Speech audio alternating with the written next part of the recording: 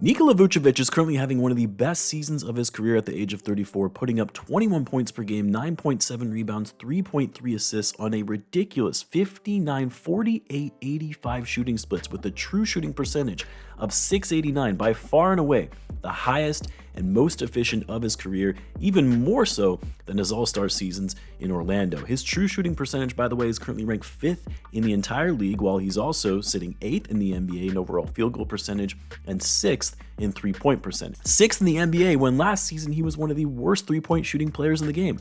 Something has changed in Vucevic that has unlocked a new sense of offensive energy and focus that we hadn't seen throughout his tenure in Chicago, which is frustrating that we weren't seeing this level of efficiency earlier in his time with the Bulls when they needed it most, when they were trying to be competitive. Suddenly he starts playing his best basketball when the Bulls are going down a rebuild. But be all of that as it may, the question obviously remains: what does the future hold for Nikola Vucevic and his time with the Bulls? Will the Bulls in fact find a trade partner to take on Vucevic and his remaining contract, or will the Bulls somehow do the unthinkable and hang on to this crew, believing they have somehow turned a corner, especially after last night's impressive win over the Boston Celtics? Well, let's talk about it. So what's going on, everyone? You're listening to Bulls Central here. Hope you're all doing well. Before I continue on with the video though, a big shout out to the sponsor to this video, Factor. Factor makes meeting your nutrition goals easier than ever before by delivering fresh, never frozen, dietitian approved meals right to your doorstep. I don't know about you guys, but this is quite possibly the biggest thing I struggle with on a day-to-day basis, is figuring out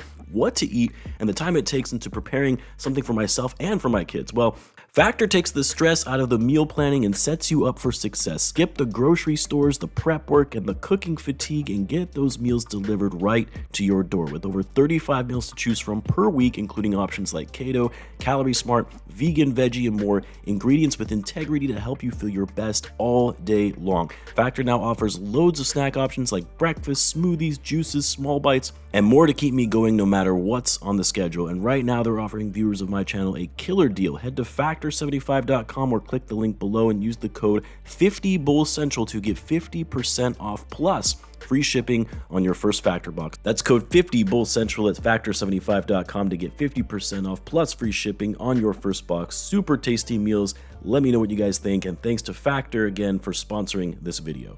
Now, the Bulls looking to trade Vucevic isn't anything new, and I've made a prior video on some of the mock trades for Vuce and where we could see Vuce going based on the assets available from other teams, as well as what makes sense from a fit standpoint. And I mentioned in that video we're likely going to see rumors swirl around both Zach and Vucevic, and we'll have updated mock trades based on the level of reported interest around the league as we get closer to the deadline. Now, I just mentioned, is there a way where AK switches up after seeing last night's game, or I shouldn't say last night's game, Thursday night's game against the Celtics, and says, you know what, we can win with this team, and we're going to try to hang on to this. We're staying put at the deadline and running this thing back for another playoff push. Now, I find it very unlikely that that would happen, and so that would be an absolute disaster if that did end up being the case. But at the same time, I also wouldn't put it past AK to delude himself into thinking that this team can actually compete and be a contender with the right pieces around Zach and Vucevic. So I'll save that until we get closer to the deadline and we start getting rumblings that AK is suddenly switching course and wanting to hold on to Zach and Vuce. I will say, I do worry though, and I talked about this recently, I do worry that the front office, once again, is going to overvalue their trade assets and ask for way too much, whether it be for Zach Lavine, Vucevic, or even Lonzo Ball or Torrey Craig, completely misreading the market, and teams are going to say no thanks, and the Bulls get stuck with these guys for the rest of the season, and their trade value dips by the offseason when teams aren't as interested or as desperate as they once were at the deadline. But that aside, one of the teams that has recently shown more interest in Nikola Vucevic, according to reports and insiders around the league, is the Miami Heat. Now, this is a team I had not considered as a potential destination for Vuce in the past. I was primarily focused on teams like the Lakers, Warriors, and Suns, contending teams, well, at least they think they're contending teams, but all teams that are looking for an upgrade at center. And I didn't consider the Heat because they already have Bam Adebayo, who is an all-star center, and they're not going to trade Bam, nor would they have Vucevic come off the bench. But according to these reports, the Heat have expressed a desire to move Bam Adebayo to the 4 as he struggled a bit this season with his overall numbers being down. Thus, in comes Vucevic to give the Heat a floor spacer, stretch 5 that can crash the boards, but also score inside with his great post play and footwork in the paint. And so while I don't like the fit as much as I could see Vucevic going to a team like the Warriors, I can still see it.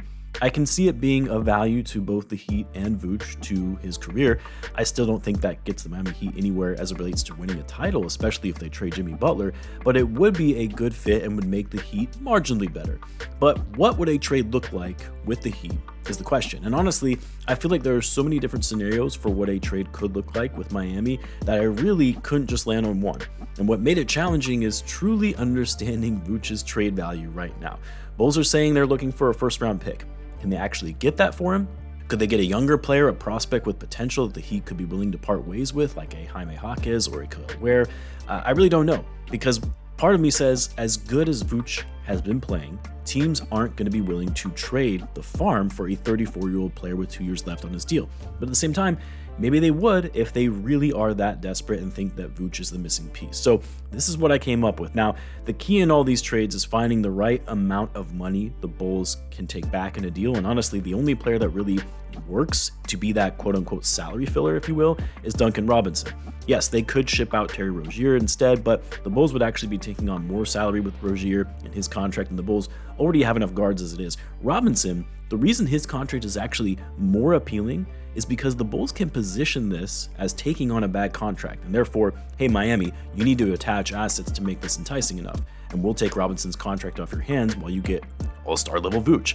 Then the Bulls can either just bench Robinson if they want to focus on the development of their young players, suck up that salary for the next 2 years, or flip him for peanuts, because the value in taking on his contract is what would come with him. The piece that says, here, we'll give you this for taking on Duncan Robinson's contract, which, by the way, I'm saying it like Robinson isn't even worthy of a spot in the rotation. He's still been okay and is still a consistently good three-point shooter, which again helps the Bulls even more in their change in shot profile this season. But either way, this first trade would include the Bulls getting Duncan Robinson and Jaime Jaquez, the Heat giving the Bulls a younger player with some upside to fit their timeline. I do feel that Jaquez's ceiling isn't that high or not much higher than we've already seen. He had a great rookie season, was playing like a vet out there as a rookie, but he was an older rookie and we've seen some regression in his second season thus far. That said, he's only 23 years old, could be a valuable rotational piece for the Bulls as they embark on this rebuild, and it's a downgrade in the short term, so it would help the Bulls' chances of retaining their pick. This next trade, same package, but switching out Jaquez for Khalil Ware, who the Heat just took with the 15th pick in this year's draft.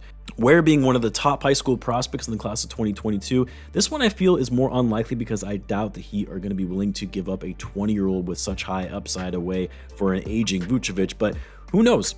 Maybe they value getting off Robinson's contract that much that instead of handing over a first-round pick, they say, well, we'll give you our first-round pick from this past draft and call it even. Ware hasn't really been getting that much playing time, given the Heat are trying to win now. And the Bulls, if they trade Vooch, are going to be in need of a new center, or at least a new backup center, assuming Jalen Smith moves to the starting spot.